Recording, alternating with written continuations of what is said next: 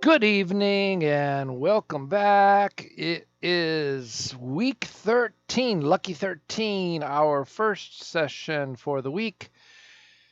English for Public Administration 1, EPA1 in the semester of coronavirus, the spring of 2020. So, tonight we are going to continue our mission from last week, which is on locations. But before we go there, let's take a look at some things that we did. Remind you that last week I talked about the new attendance rules. That is, that it is no longer okay to take 2 weeks to watch a video. In fact, really, I feel it's not okay to even wait until after the second class of a week to see the recording of the first week. Okay, for the evening class, it's a Monday recording. Day class is a Tuesday recording. That I do on Sunday night, like right now, it is 10:23 p.m. on Sunday, June 7th, right now. The new rule is you have to finish the recorded video in the same week. That is by Sunday night, 11:50 p.m. If you don't watch the video in the same week, you're absent. I'm not giving you 2 weeks like the school calendar suggests. No more. If it was a live class, if we were doing Zoom 2 times a week, then you would have no time to make it up. The day we meet is the day of the class. So I'm tightening it up, and let's take a look at what that means. EPA1, day class, night class, a little bit different, but almost the same. The week 11, which you have until about an hour and a half from now to watch. Day class, everybody has seen it, one person not finished. Night class,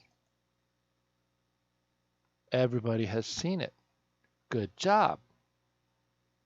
But week 12, which was for me 7 days ago, we can see the night class. 5 people haven't seen it and 1 person hasn't finished it. And for the day class, it's about the same. 5 people haven't seen it, 1 person hasn't finished it. So in 90 minutes, these people are going to be late.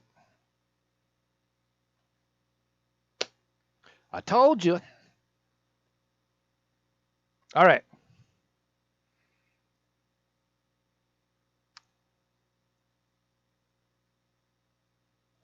Last class, our Zoom class, I talked about the difference between the British and the Americans when we talk about the first floor, looking at the ground.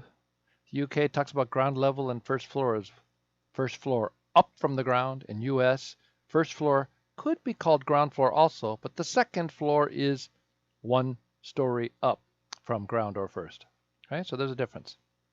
And then if the building is on a hill, we'll often find that there are 2 doors on 2 different levels, and 1 door will be ground and 1 door will be first, and we cannot guess which one is the front door in this way.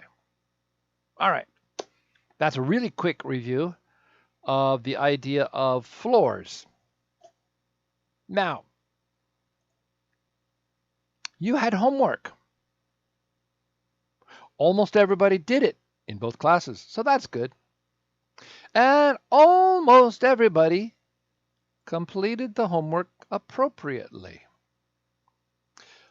Appropriately doesn't exactly mean correctly. Appropriately means in the right manner, that you did the right kind of thing, even if you didn't do it perfectly. You got 1 point. That homework is 1 point. I think there was 1 person in each class who I couldn't give the point to because they were just too far from the assignment. And I think in each class there was one person who didn't do the homework. 1 point. Okay. So if you didn't give me exactly what I expected, then I gave you some feedback. And a few people, you did exactly what I expected and better, and you got feedback. So I want to warn you that you need to be careful. First of all, in the assignment, I told you, I gave you a definition for productive. I said doing something useful. And I'm adding here the idea of, let's see, what was it? 3 productive things. Productive means useful. I did useful twice, typing error. Or it will be useful, maybe not useful yet. Write nice English sentences using the past tense. Because I said 3 productive things you have done in the past week. Now, there were people who wrote about earlier than a week, that last year, last month. That's not the assignment. And if you didn't write English sentences, if you just wrote like, I cooked dinner for my mom. Okay, that's a complete English sentence. I cooked dinner for my mom. I cooked dinner maybe is enough. But cooked dinner, there's no subject, there's no I. It's not a complete sentence. That's not good. So I write complete sentences. I also want to warn you that if you use a passive voice, passive tense, some people say, that's not ideal. Active voice is I do, I did. We know who is the actor. I, you, he, she, it did something. Action verb. Something happened. But a passive voice is something happens, but we don't see who's the active, who is the actor or the doer. There was dinner on the table. Who did it? There was dinner on the table. Who cooked the dinner? Who put the dinner on the table? I don't know. Okay, so a passive voice, we don't hear an actor. I am happy is a kind of semi passive. It's actually active voice, I am. Okay, my condition. So it's not really passive voice. If you say, I am happy, well, that's okay. I was happy. How is that productive? I was happy because I finished all my homework. Okay, I was happy is the main point of that sentence, and that's not really productive. I did all my homework. That's action voice. That sounds productive. So focus on when somebody asks you, what did you do? Or what did you do that was productive? Focus on your doing. Action. Last week, I cooked dinner for my mom. Wow, nice daughter. Nice son. Okay, that would be an active voice. And the job was last week, not last month. Okay. So almost everybody got 1 point for that homework. Now, another preposition of place could be indoors, could be out of doors, could be in a big building, could be in a room. It's often confused by language learners, so I want to take some time to talk about it. Usually I do this in class by having a student or 2 students come up with me. And we can do it very fast and very easy, and everybody sees it, and maybe people laugh. But here we have to do a little differently.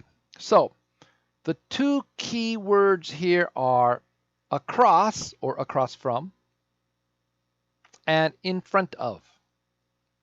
And many students confuse it. And we're going to start with these childish pictures, and then later we're going to look at some in the city kind of pictures.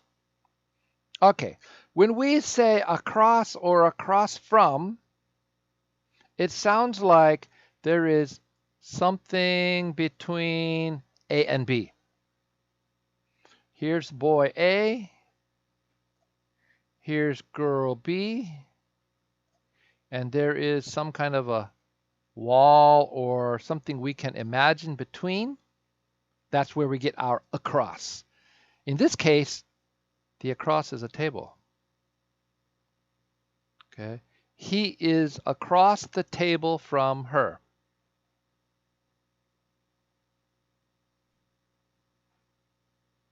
At the same time, they are facing.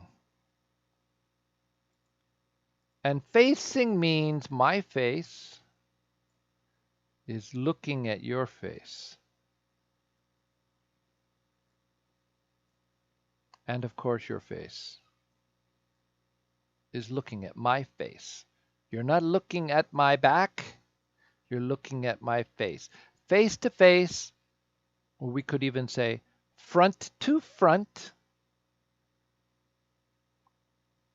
Across, something in between. Facing, we don't care if something is between. Okay, we don't care if something is in between. It doesn't matter. But my face can see your face. And it can be people, it can be dogs, it can be buildings. The front of a building is across the street from another building, but the two buildings are facing, face to face. That's fine. Now, what happens is many people want to say that boy is in front of girl. And exactly, it is true. When we say in front of, our idea is that the girl cannot see past you because you're blocking her view. I can't see, you're blocking me, you're in front of me. And the way we can see that better is in this children's picture. The girl is in front of the tree. Now we can still see the tree, but definitely if we look at the ground and distances, we see she is in front of the tree. And that's a very light color. And the boy is in back of the tree. So we could say in back of, but we more often say behind.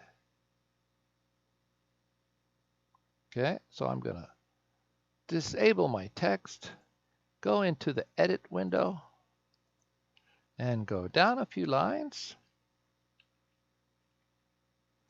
And go down one more line. And say here, in parentheses, in back of, as one more possible way.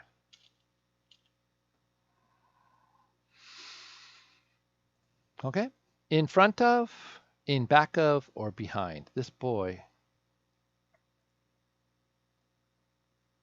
is behind the tree, and the boy is behind the girl. Now, not perfectly behind, but still behind. And in front of, it doesn't have to be perfectly in front of. It's not like you absolutely block my way, but certainly in front of, behind. Okay? So that's what we're looking at for two more words. Now, looking at this picture with people is very easy, but when we go out on the street, that's when people make mistakes. That's when people get confused. And we will talk about that more in our Zoom class and maybe a little bit today. All right. Now that's all we have, except I'm not sure why that is there because we already did that. So let's delete that. For the future, we don't get confused. Sakje. And save the PowerPoint and shrink the PowerPoint. Okay, we're back here. I want to remind you again that I have fixed the attendance as best as I can up through last week, week 11. I haven't touched week 12 yet. And you can check your attendance on the Janja Chulsuk system, the phone app. And if you think it's wrong, send me a kakao or a text message, and I will look again. It's possible I make a mistake. And if it's wrong, but you don't check it, it's your responsibility. Okay, I'm giving you every chance to check that. Please don't ask me after final exams, oh, Professor, I think my attendance is wrong, because we don't have a lot of time to do grading. So please check it sooner. Okay, we're going to jump into the book. We're going into the book to page 40. Page 40, here we are on page 40. And I need to open up the audio file. And let's go.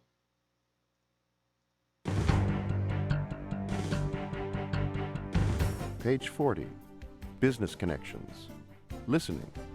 In an airport. Exercise 1. This is a picture of an airport departure area. Where are the people and things? Listen. Write the numbers for the missing people and things in the correct circle on the picture. Okay, so let's go through this again. At the top of the page, we have a suitcase and a briefcase. What's the difference? A suitcase is designed to put a suit. Well, this one looks like it might be smaller, but anyway, a suitcase is for clothes and to put a suit. Briefcase, brief comes from law, actually. A brief means a short writing, a short summary. It might be 100 pages, but it is a summary of all the things you want to argue about. So a briefcase is where you put papers and notes. So a businessman carries a briefcase. A suitcase is for travelers. 3, a bank clerk, a bank worker. 4 is a sign. 5 is a woman, of course. 6 is a plant. It looks like a plant that hangs from the ceiling. 7 is a man sitting. And 8 is a woman and a child. So we have these 8 people and things. And then we have a picture lower on the page, which is a picture of a bus station or train station. In this case, it is an airport departure station. And we have a couple people there. And we have a bunch of numbers. A bunch of circles to put in numbers. The first one is done for you. And we can see that the woman in the red jacket is standing in front of currency exchange. Now, people often say currency change, but it's not really change. Change means small coins or to make something perfectly different. Perfectly different. Magician maybe can change a handkerchief into keys, and you wonder, how did he do that? How did he change a handkerchief to keys? But exchange means to trade. I will give you yukchanan, and you will give me $5. That would be an exchange, a trade. Okay, so let's go ahead and you will listen and put the right person or thing at the right place in this picture by writing the number. Where are the people and things? Listen. Write the numbers for the missing people and things in the correct circle on the picture. Item 1. A woman is standing at the currency exchange counter. Her suitcase is on the floor. It's to the right of the woman. Okay, so number 1 is done for you. We can see that it is on the floor and it is to the right of the person. Aha. Well, remember, last time I talked about perspective or where you are looking from. For the woman, the suitcase is on her right hand. For the man standing behind her, also the suitcase will be on the right, on her right-hand side. And for us looking at this picture, the suitcase will be on the right-hand side.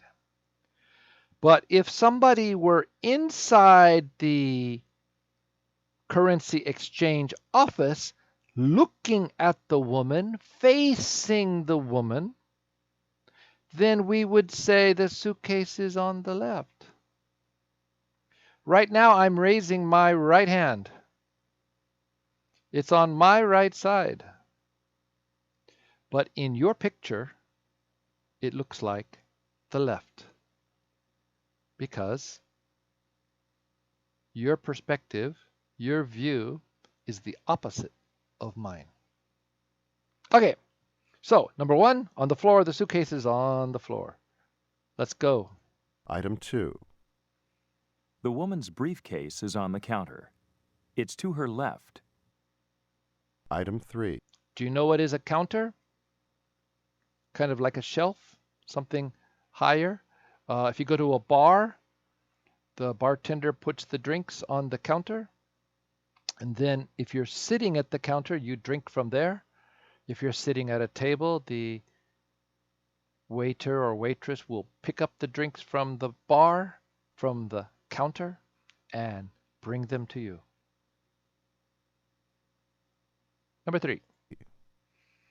There is a bank clerk behind the window. He's facing the woman. Item 4. There's a Bank America sign on the window. It's to the left of the bank. Item 5. 2 other people, a man and a woman, are waiting in line at the currency exchange counter. The woman is standing next to the man. Item 6. There's a bench across from the currency exchange counter. There's a plant hanging above the bench. Item 7. A man and a woman are sitting on the bench. The man is on the left and the woman is on the right. Item 8. There's a duty-free shop in the middle of the hall. A woman and a child are walking together. They're standing in front of the duty-free shop. Okay, so I'm going to let you see my book, which is going to be small for you, but we'll try. And this way. How can I move my hand so you can see? Things are falling down. Try again. Sorry, I'd never scanned this.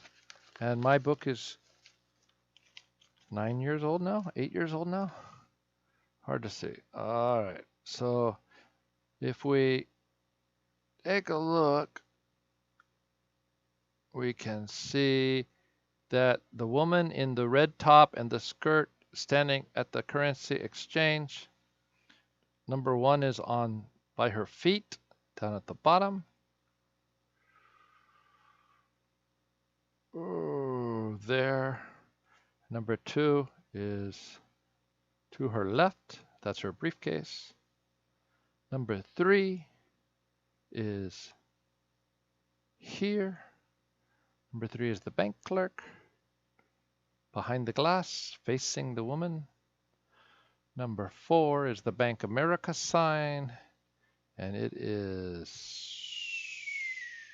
there, kind of over the man's head on the glass.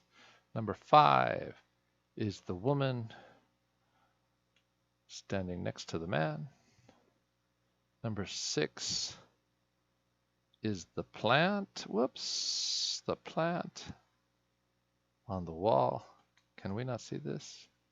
The plant on the wall up here, the green wall.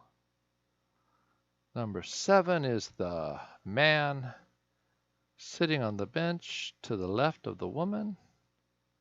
And number 8 is the woman and child standing on the floor halfway to the duty-free. Okay, you know duty-free? Duty-free is kind of famous in Korea the past few years. Many businesses have tried to get into the business of duty-free. Duty means tax. Remember, no, not this class. In some classes, I do a recording of taxes and fees. And we don't talk about duty, but duty is a kind of tax that is charged for a overseas product that comes to our country, we charge a duty. It's a kind of an overseas tax. All right, so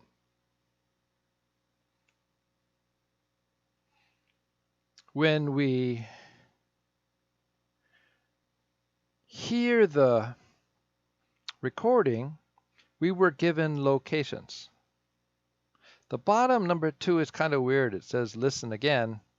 Are the descriptions of the picture correct? Which is kind of strange. I don't use that. Don't worry about it. But just remember that we're talking about locations and directions, and that we're not doing directions yet, but that's our theme for these last 2 weeks. And that these are locations pretty much indoors. This is a little bit bigger. The key point on this one is that they said the bank clerk number 3 is facing the woman in the red jacket number 1. All right, face to face. And the second one is we said that the woman and man on that bench are across from the woman at the currency exchange. Now, across means, as we said in the PowerPoint, that there's something in the middle. Across does not require facing. Across does not require looking at. If we look at this picture, the woman in the red jacket is looking into the currency exchange. And the woman on the couch or sofa, the bench, is looking towards us, not exactly. She's not looking at the woman in the red jacket. And the woman in the red jacket is not looking at her. But between them is this aisle or hall, this open floor space. We can imagine it's a gap. It's some kind of a barrier. It could be a wall, could be a river, could be a road, could be a table, could be space that we imagine separates A from B. There's a separation. And if I'm on this side of the separation and you're on that side of the separation, we are across the separation from each other, even if we're not looking at each other. You're looking this way, I'm looking this way. Or you're looking this way and I'm looking this way. We're looking different directions, but we see that there's some kind of gap between us. Has to be something that we feel like is a gap. Then we'd say we're across from each other. Okay, now, page 41 is a speaking activity, a partner's activity that we will do in class, in the Zoom class. So we're not going to do it now because it's partner work and it's talking work and it's challenging, okay? Even when you know exactly where something is, it's challenging. You can see on the bottom of page 41, they give you some prepositions of location to help explain above, across from, behind, between, in front of, in the corner, in the middle of, near, next to, on the third floor, to the right, to the left. Now, the way to do this, as this assignment is designed, is about directions. Directions, as we said, means how to go. Location means where is it. In English, we always do both. Let me try that again. In English, when we give directions, we always give location first. We say, it's there. And then I say, how do I get there? Where's that? I don't know where that is. And then we say, aha, okay, go here, turn there, that, and that. Right? Now, if I can give a location and you, I know that, or I can find that, then you don't need a direction. So if I say it's on the third floor across from Chosun Korean barbecue, then you can find it. Maybe. You have to say, well, which across? If I'm on page 41, it's on the third floor, across from Chosun Korean barbecue, well, I see Chosun Korean barbecue. And across from that could be a bench or could be a health club. That's pretty much it. There's also two little offices down in the corner and two offices over there. They're kind of across, not exactly. Usually across means almost straight across. Could be just a little bit of an angle, but not too much. Okay, so that's what we're going to do next class. But let's turn the page. Page 42. Where's your comfort zone? Okay, you know comfortable. Feel good, not stressed, not pain. Lay in your bed for how long? For me, if I lay in a bed too long, I'm not comfortable anymore. I get a backache. If I sleep too long, especially if it's a soft bed, I get a backache. Or if I sleep on a really hard floor, I get a backache. Now it's hot weather. I sleep ondo system. I don't have a 침대 in my house. We use a kind of a sponge mat, sponge-yo, not too thick.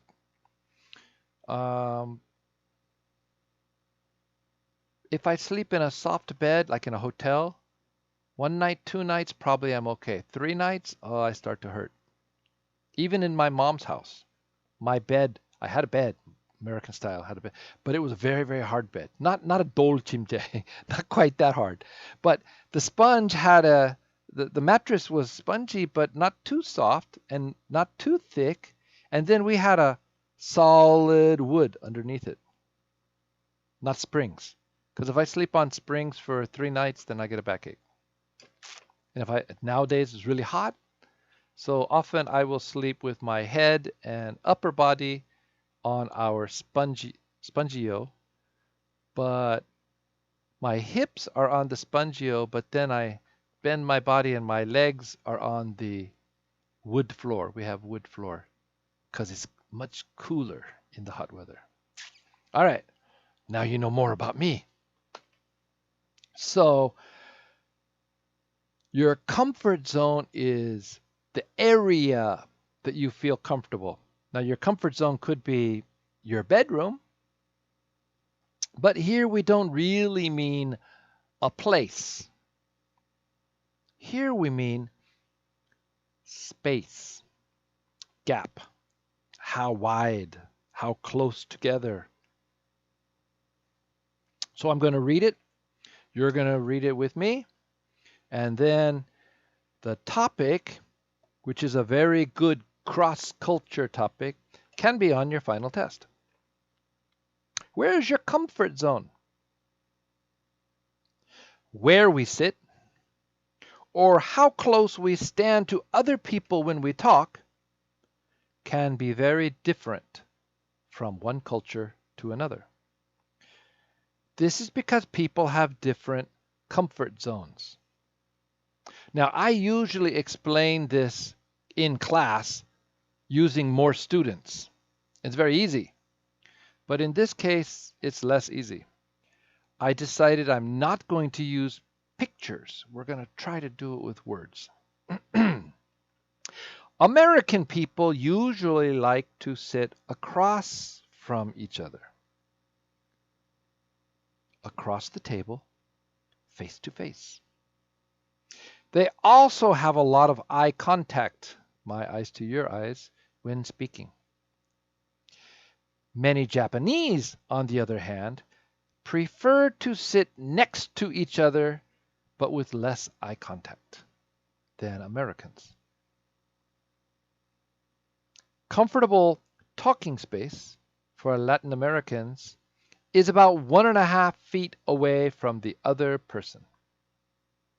Okay, so 1 foot is 12 inches. 1 foot is approximately 31 centimeters. 31 centimeters. So a foot and a half is about 46 centimeters. Almost half a meter. Okay? For Latin Americans, about 1.5 feet, about 46 centimeters away from the other person. However, for many Northern Europeans, this is too close. They prefer about 3 feet between speakers. 3 feet, about 1 meter.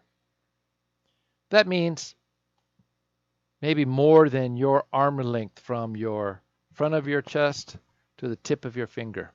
That's not 1 meter. I have monkey arms. My arms are really long. And if I reach out to the side, from the middle of my face to my fingertip is about 1 meter.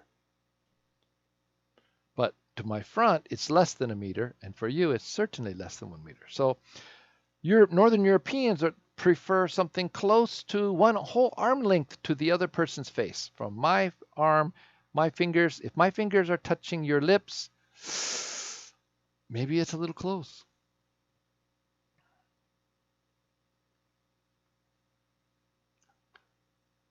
Okay, Northern Europeans prefer about 3 feet between speakers. If you stand too close or too far away from someone, you might give the wrong idea. For example, some people might stand back to make more space. They are only moving into their comfort zone. You're too close to me. But the other person might think this is unfriendly. They might think it's unfriendly. What can you do? If you don't know about someone's customs, follow your own. But watch how the other person moves. It probably won't be very long before you get an idea about that person's comfort zone. And of course, if you know someone well, your comfort zone will reduce. You know, two people who are friends can walk down the street with one arm over the other. But if we're not friendly, don't touch me. Keep some space, right? I want at least my elbow from my shoulder, my elbow. If my elbow is touching your shoulder, we're already close. American thinking. If my elbow is, get over here. If my elbow is touching your shoulder, we're already too close. I mean, in the subway is different, right? But walking down the street, we shouldn't be touching. Okay, now for your test, I'm not going to test you about Europeans, but we may talk about the broader idea, may talk about Japanese because that's an easy one, right? Sitting across or sitting next to. Eye contact, no eye contact. How much eye contact do Americans have when they are talking? A lot, some, no. What is comfortable talking space for Latin Americans? Don't worry about that one, but it's 1.5 feet. What is about Northern Europeans? What's their comfort zone? Again, don't worry too much about Northern Europeans. I'm going to tell you that Americans are basically the same as Northern European. Northern European means basically British, Germans, Netherlands, Norway, Denmark, Sweden, Finland. That's Northern Europe. Poland. Okay. Southern Europe would be France, Spain, Portugal, Italy, Greece. France is usually treated as Southern Europe. But in any country, things can be different, and any person can be different. But it's a general idea. We're talking about body language in terms of if you push into their comfort zone, their body language is going to be, I'm not comfortable. And they'll start stepping back, and you'll see their body closing up a little because I'm not comfortable. So Japanese are famous for being able to be very crowded, not only in the subways, but anywhere. Their personal space, their comfort zone is quite small. And Americans always talk about elbow room, famous in the olden days when America was still growing as a country. People would leave a town because they felt like they had no elbow room, move out to a new place. I feel like Korea is somewhere in the middle, that people can be a lot closer in Korea in terms of talking and walking than US, but not so much as Japan. Japan is the extreme, minimal, least personal space, comfort zone. So down underneath it says, what are the comfort zones in your country when people talk with friends or family or in business situations? Is it different? Do you know any other countries' comfort zones? Have you been to other places and seen? Thailand or Philippines? Where have you traveled? All right. So that's the comfort zone question. That's the reading for this week. Now we're going to go to page 43, which is numbers again. We keep working on numbers. All right. And that's going to wrap us up for this week, this recording. So page 43, number 4, you're going to write the ordinal numbers you hear. Now, ordinal means in order. First, second, third, fourth, fifth, sixth, 17th, 89th, th, all right? And there's A, B, C, D, E, F. And then number 5, you're going to hear ordinal numbers in sentences. Write the numbers. There's A, B, C, D, E, F. So get your paper and pencil. Again, I'm not going to test you on this. This is just listening practice. Let me find the audio. And it is number 15.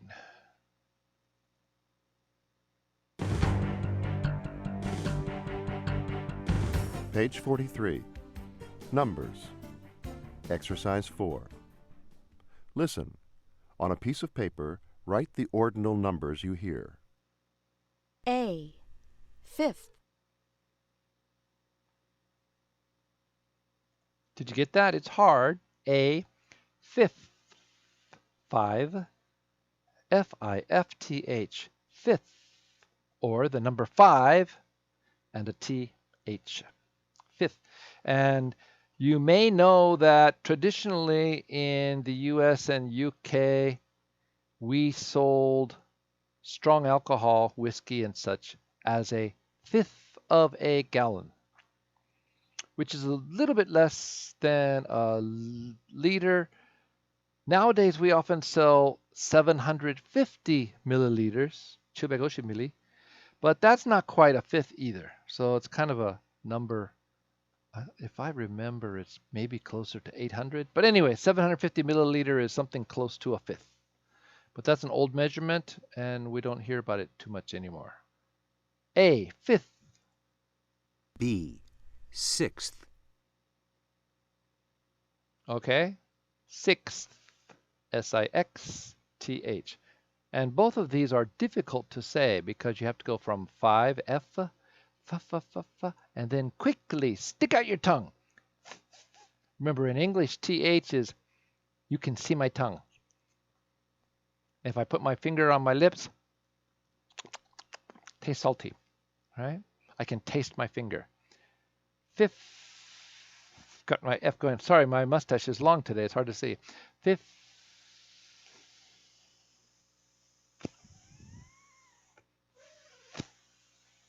you can hear that pop as my tongue pops through where my lip was touching my teeth. Fifth. And then sixth is just as difficult because 6 is that KS sound, so it finishes with an S. Six. And then I have to slide my tongue down from that S sound. Here we go. Let's see.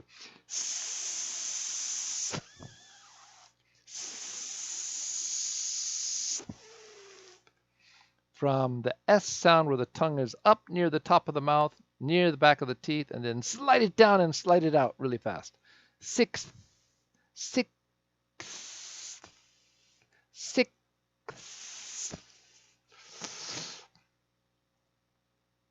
C. C, 11th. Now, unfortunately, there is a retail store in Korea that's got this wrong. 11th, TH. We see 11ST, which looks like 11 Street, which could be the name of a street, right? 11 Street. but that's not how they translate it. So they made a mistake when they created the name, and that's the way it is. 11th, 1st, 2nd, 3rd, 4th, 5th, 6th, 7th, 8th, 9th, 10th, 11th. My computer is hiccuping. D. D. 8th. 8th. 8th. E. 9th. 9th. F. 23rd. Okay, so if we have third, we can have 23rd. All right. A, 5th, B, 6th, C, 11th, D, 8th, not E, 9th, F, 23rd. I'll just give you simple numbers now. A, 5, TH. B, 6, TH. C, 11, TH. D, 8, TH. E, 9, TH. F, 23, RD. Now, please let me remind you that I'm not looking for this kind of note, this kind of writing in your notebook. I don't care. This is just a listening activity for you. I'm not going to test on one of these listenings, but I could test you on listening to numbers, especially phone numbers. It's easy. All right? Or maybe a street address. Number 5, you will hear ordinal numbers in sentences.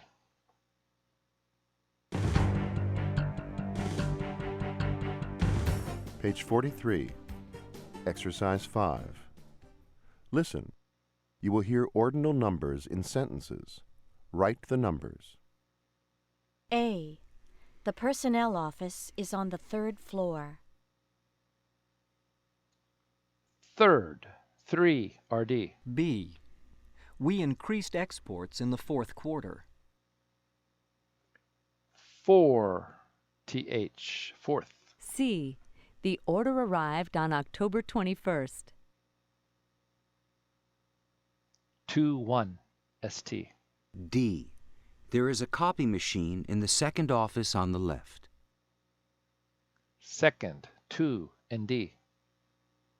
E. The sales department is on the 7th floor. 7, TH, 7th. F. We started the project last month on April 16th.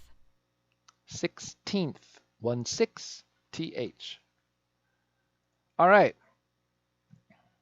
Now, usually in my classes, I will start working on the chalkboard, drawing some pictures, showing where something is on the street, introducing the idea of city maps. But we're going to go ahead and leave that to the next class. We're just going to sneak a peek, take a quick look at page 44, which is the beginning of Unit 8. Unit 8 is going to a meeting, and it is about directions. The objectives in Unit 8: to ask for and give directions to an office, to give and follow street directions, and then finally to write an email. We're not going to. So take a look at these 6 pictures on page 44, and you can see the basics of directions. Now, I believe you got directions in your English communication class as a first-year student. English communication 1, 2, 3. I'm not perfectly sure because it's later in the semester. English communication 1, the book has this. I'm pretty sure I teach that book sometimes. Haven't taught it in 2 years, but I taught it before. I think directions is in there at the end of the semester, but English communication 2 and 3, I'm not quite sure. I'm sure you also got this in high school somewhere. So go straight, 계속, right? Turn right. I usually say 오른쪽, but 오른쪽으로, but there's another word for it, and I always forget it. I can't remember that one.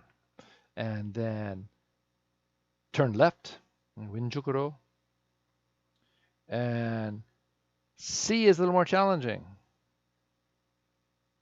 If you look up on the yellow box, you'll find it on the corner. Go to the corner, all right? The corner. That corner has a gray building. The arrow is pointing at the corner, so go to the corner. Maybe go to the corner and turn right. D says,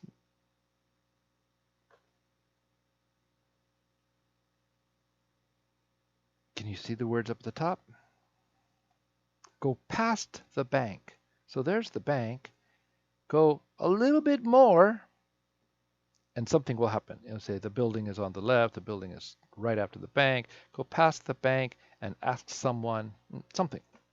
And then the last one is go down 2 blocks. Okay? And I think you know a block.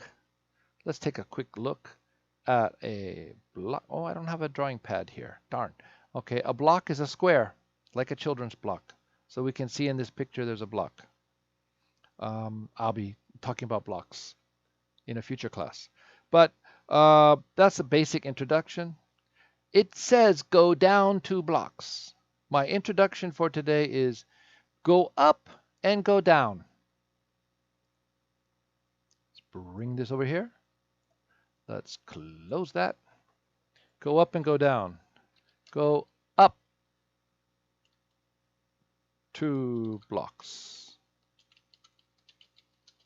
Go down 2 blocks. What's the difference? Well, there are 3 ideas that we look at.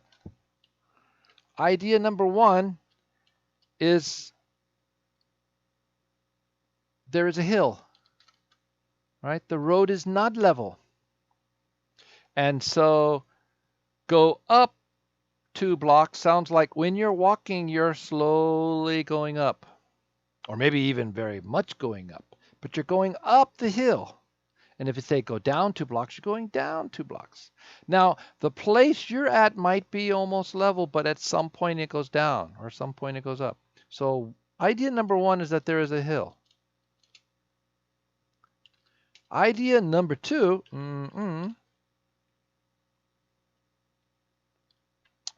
is that we're looking at a map. And when we look at a map and we're pointing and we're talking, if we say go up, it means go higher on this piece of paper. If the map is laid flat, like a book, then go up is the way my fingers are going up this way or going down this way. All right, so our eyes, our head give us an idea what is up on the map. Now, if you turn the map 90 degrees, now up will be a different direction. So whatever our eyes and our head say is up and down. Okay?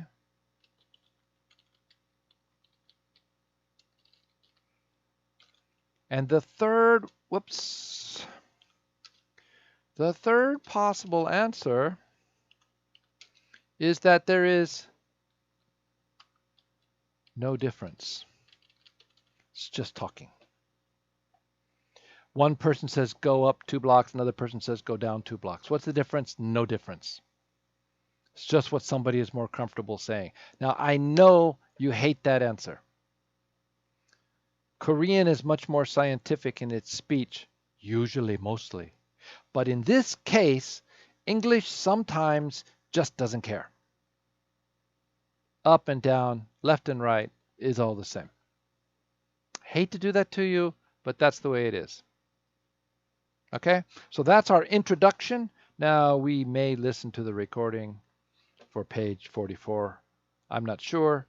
I'm more worried next class to do the speaking activity on page 41 and actually to do the speaking activity on page 47, hopefully talking about the building on page 46. That's our aim for next class.